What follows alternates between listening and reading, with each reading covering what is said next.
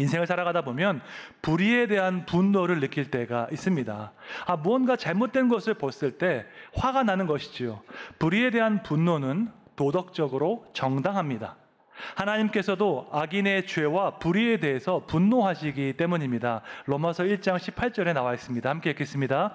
하나님의 진노가 불의로 진리를 막는 사람들의 모든 경건하지 않음과 불의에 대하여 하늘로부터 나타나나니.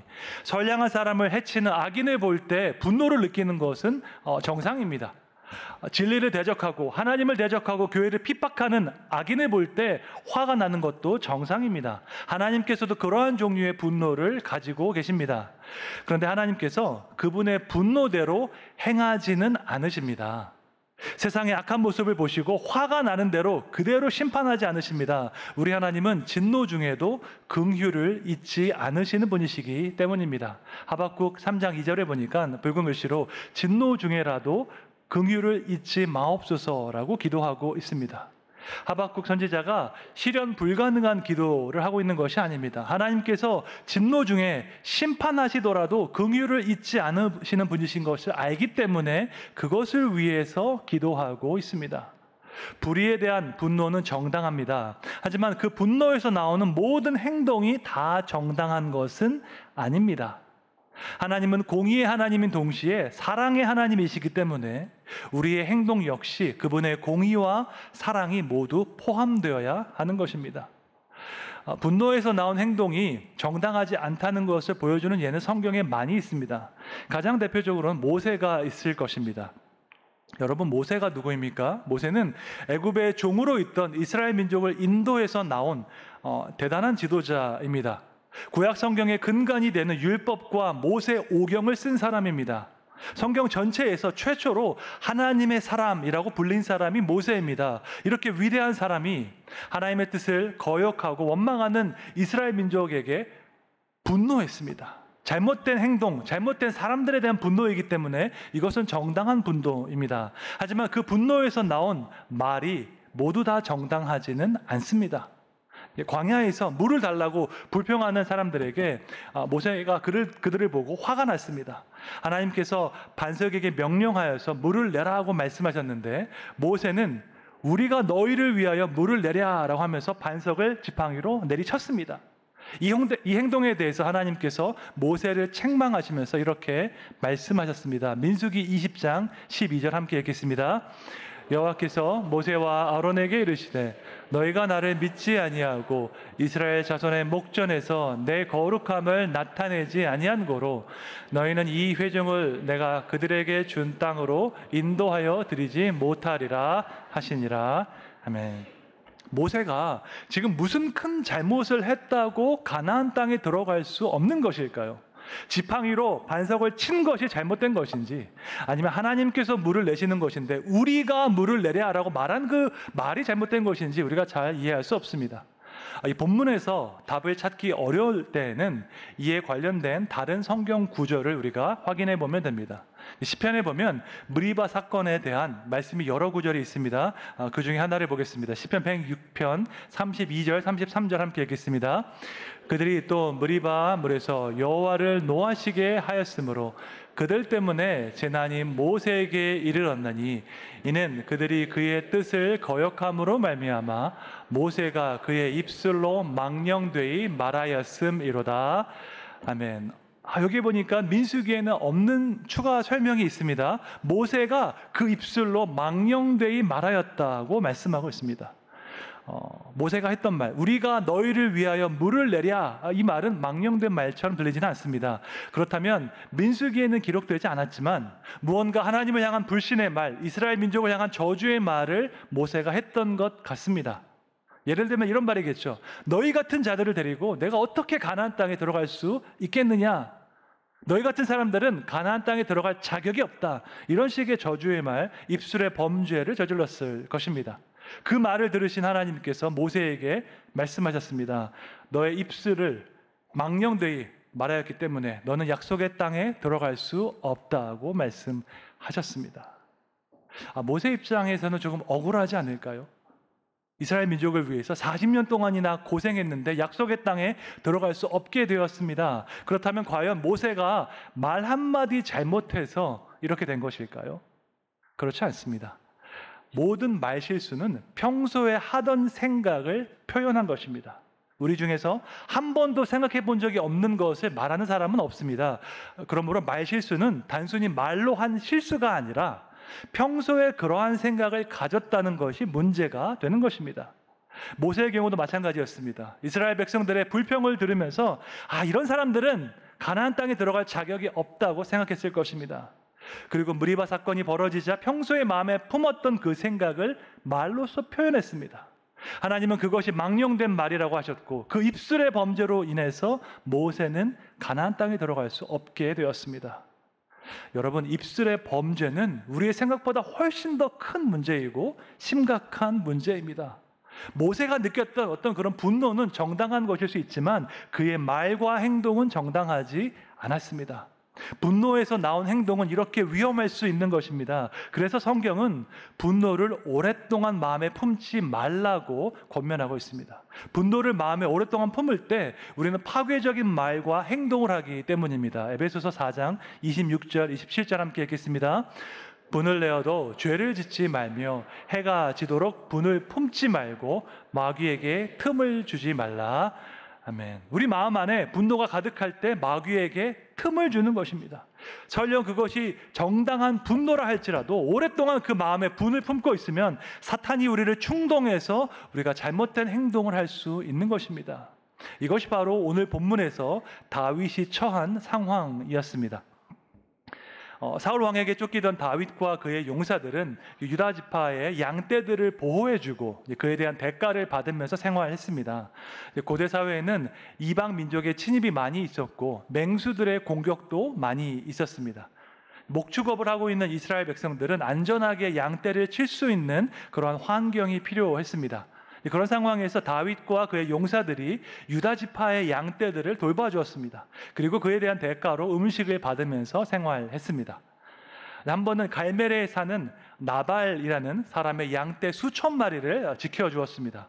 그리고 양털 깎는 축제 날이 다가왔습니다. 마을에서 큰 축제가 벌어지니까 다윗이 사람들을 보내서 우리 용사들에게 음식을 좀 나누어 달라고 부탁했습니다. 그랬더니 나발이라는 부자가 이렇게 답했습니다. 사무엘상 25장 10절 함께 읽겠습니다. 나발이 다윗의 사원들에게 대답하여 이르되 다윗은 누구며 이새의 아들은 누구냐? 요즘에 각기 주인에게서 억지로 떠나는 종이 많도다. 아멘. 이 말은 다윗을 향한 엄청난 모욕의 말이었습니다. 이스라엘 전체에서 다윗을 모르는 사람이 있을 리 없습니다. 이스라엘 최대의 적인 골리앗을 쓰러뜨린 아주 유명한 장수였기 때문입니다. 이런 노래가 있었죠. 사울이 죽인 자는 천천히요 다윗은 만만이로다. 이런 노래를 부를 정도로 다윗은 이스라엘 전역에서 알려진 사람이었습니다. 그런데 나발이 지금 다윗은 누구며 이새의 아들은 누구냐라고 말함으로써 그를 공개적으로 모욕했습니다. 요즘에는 각기 주인에게서 억지로 떠나는 종이 많도다라고 말한 것은 다윗을 주인 사울에게서 도망한 하인쯤으로 여기는 모욕이었습니다. 다른 사람도 아니고 나발에게서 이런 모욕을 들은 그 다윗은 크게 화가 났습니다. 히브리어로 나발은 어리석은 자, 바보라는 뜻이기 때문입니다. 여러분, 어느 부모가 자기 아들의 이름을 바보라고 짓겠습니까? 학자들은 나발이 본명이 아니라 사람들이 부르는 별명일 것이라고 추측하고 있습니다. 성경에 보면 나발이 어떠한 사람인지 나와 있습니다. 사무엘상 25장 17절에 보니까 그 종이 말하기를 주인은 불량한 사람이다 라고 말하고 있습니다. 여기서 불량한 사람이라는 단어는 문자적인 의미로 불량배, 건달을 뜻합니다. 사무엘서에 보면 이 단어는 아주 특징적인 의미를 가지고 있습니다. 사무엘상 2장 12절에 보니까 엘리의 아들들은 행실이 나쁘다라고 할 때 그때 사용된 히브리어가 블리얄인데 나발을 묘사하는 단어와 똑같은 단어입니다. 그러니까 엘리 제사장의 아들들은 당시 이스라엘이 얼마나 타락했는지 보여주는 단면과 같습니다. 제사장의 아들들, 오늘날로 말하면 목사의 아들들이 하나님께 바쳐진 제물을 자기 마음대로 먹었습니다. 뿐만 아니라 성전 안에서 섬기는 여인들과 성전에서 동침했습니다.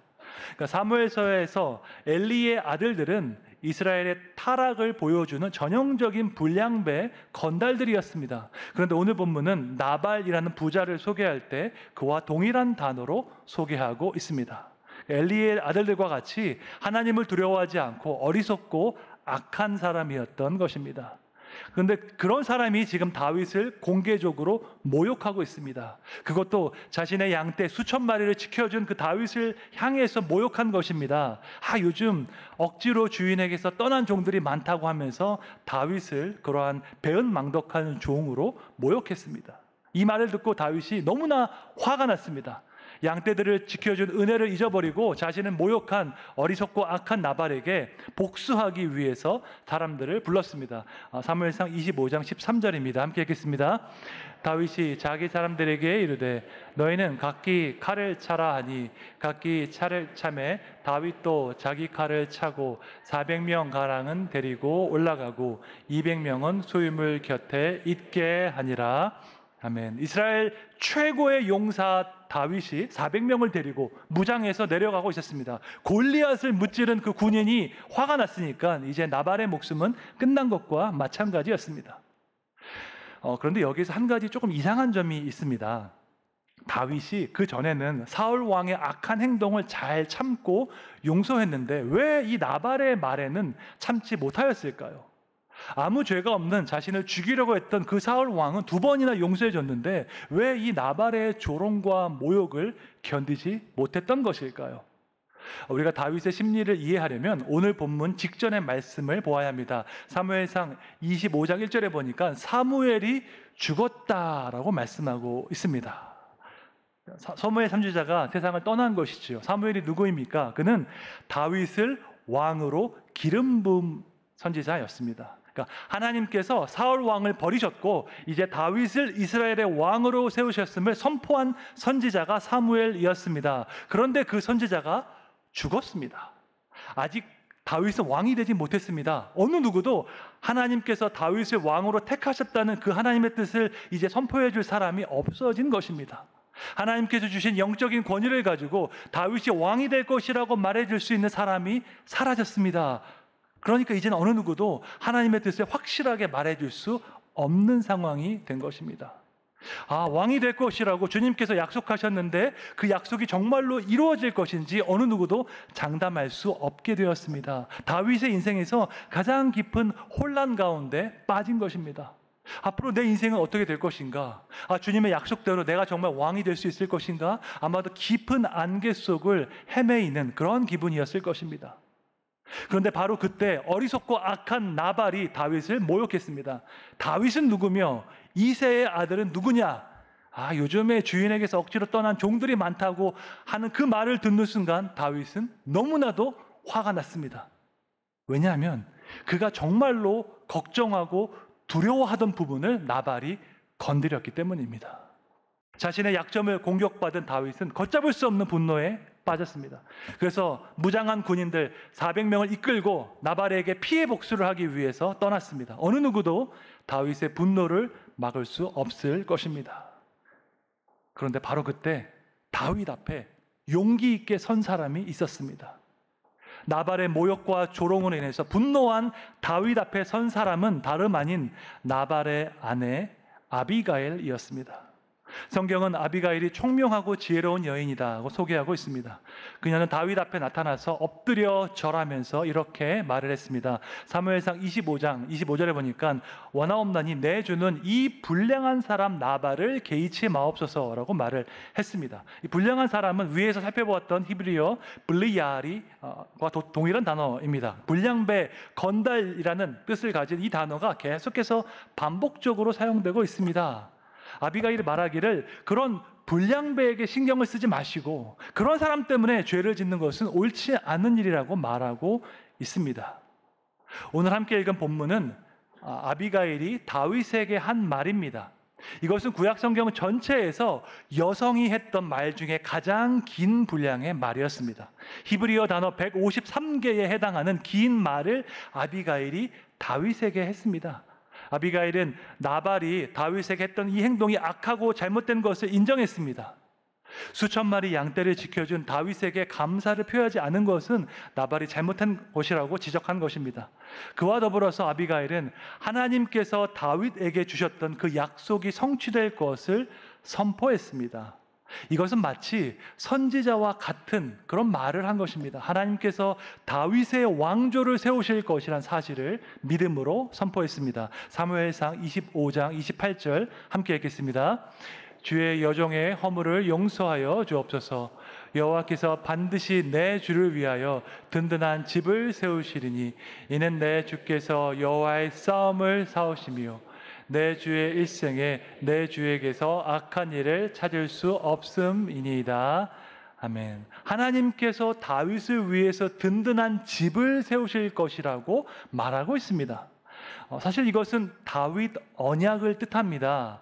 제가 구약 성경을 관통하는 중요한 언약 세 가지가 있다고 말씀드렸죠. 아브라함 언약, 모세 언약, 그리고 다윗 언약입니다. 다윗 언약은 사무엘하 7장에 보면 나옵니다. 다윗이 왕이 된 이후에 하나님을 위해서 성전을 짓고자 했을 때에 하나님께서 내가 너를 위해서 집을 세우겠다고 약속하신 것입니다. 여기서 집은 물리적인 집이 아니라 다윗의 왕조를 뜻합니다. 그런데 아비가일이 지금 그 이야기를 하고 있는 것입니다. 아직 사무엘하 7장이 아니니까요. 아직 하나님께서 이 다윗 언약을 주시지 않았음에도 불구하고 훨씬 더 전에 그러한 예언적인 말을 하고 있는 것입니다. 이것은 성령 충만한 사람이 하나님의 관점에서 하나님의 선한 뜻을 믿음으로 선포하고 있는 것입니다. 뿐만 아니라 아비가일은 하나님께서 다윗에게 주셨던 그 약속을 상기시키고 있습니다. 사무엘상 25장 30절 31절 함께 읽겠습니다. 여호와께서 내 주에 대하여 하신 말씀대로 모든 선을 내 주에게 행하사 내 주를 이스라엘의 지도자로 세우실 때에 내 주께서 무죄한 피를 흘리셨다든지 내 주께서 친히 보복하셨다든지 함으로 말미암아 슬퍼하실 것도 없고 내 주의 마음에 걸리는 것도 없으시리니 다만 여호와께서 내 주를 후대하실 때에 원하건대 내 주의 여종을 생각하소서 하니라. 아멘. 아비가일은 과거 사무엘이 다윗을 기름 부어서 이스라엘의 지도자로 세웠던 그 장면을 언급하고 있습니다. 하나님께서 다윗을 통해서 어떤 일을 하고자 하시는지 하나님의 선한 계획에 대해서 말하고 있는 것입니다. 아비가일의 말은 한마디로 이것입니다. 당신은 하나님께서 이스라엘의 왕으로 택한 사람입니다. 그런데 이 어리석은 나발에게 직접 복수하려는 이 행동은 당신에게 어울리지 않습니다 라고 말을 하고 있습니다. 이 지혜로운 여인의 말이 다윗을 멈출 수 있었습니다. 사무엘 선지자가 죽은 이후에 다윗은 하나님의 약속이 정말 이루어질 수 있을까 의심했습니다. 내가 정말 왕이 될 수 있을까? 사무엘이 없는데 누가 하나님의 약속을 정말 이룰 수 있을까? 두려웠을 것입니다. 하나님의 약속이 의심되고 나도 나를 믿을 수 없는 그 순간에 나발이 그를 모욕했습니다. 다윗은 누구며 이새의 아들은 누구냐? 이 말을 들은 다윗은 너무나도 화가 나서 나발과 그의 온 집을 다 죽이려고 했습니다. 그런데 지혜롭고 용기 있는 여인 아비가일이 다윗 앞에 선 것입니다. 그녀는 다윗에게 하나님의 약속을 상기시켰습니다. 소년 다윗을 이스라엘의 왕이 될 사람으로 기름 부으셨던 그 사건을 생각나게 한 것입니다. 그 약속을 받은 사람으로서 나발에게 직접 피해 복수를 하려는 이 행동은 옳지 않다는 사실을 선포한 것입니다. 이것은 너무나도 지혜로운 말이었고 너무나도 용기 있는 말이었습니다. 여러분, 성숙한 사람은 유익한 말을 할 수 있는 사람입니다.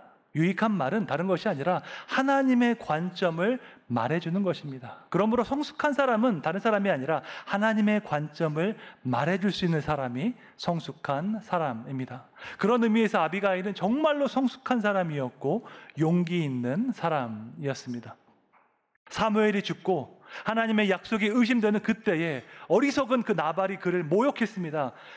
평소 같으면 그냥 용서하고 넘어갈 수 있을 텐데 다윗의 마음 안에 의심과 두려움이 있었기 때문에 이성을 잃고 나발에게 복수하고자 했습니다. 그런데 바로 그때 아비가일이 다윗 앞에 섰습니다. 칼을 찬 다윗과 그의 용사 400명 앞에 아무런 무기도 없이 홀로 섰습니다. 남성 중심의 고대 사회에서 아비가일은 여성으로서 홀로 섰습니다. 그리고 그녀는 다윗에게 하나님의 약속에 대해서 말했습니다. 하나님의 약속을 받은 사람으로서 나발에게 피해 복수를 하는 것은 어울리지 않다는 사실을 말해 주었습니다. 하나님께서 분명히 그분의 약속대로 다윗을 왕으로 삼으실 것이라고 믿음으로 선포했습니다. 아비가일은 분노에 휩싸인 다윗의 마음에 하나님의 아름다움을 기억나게 한 사람이었습니다.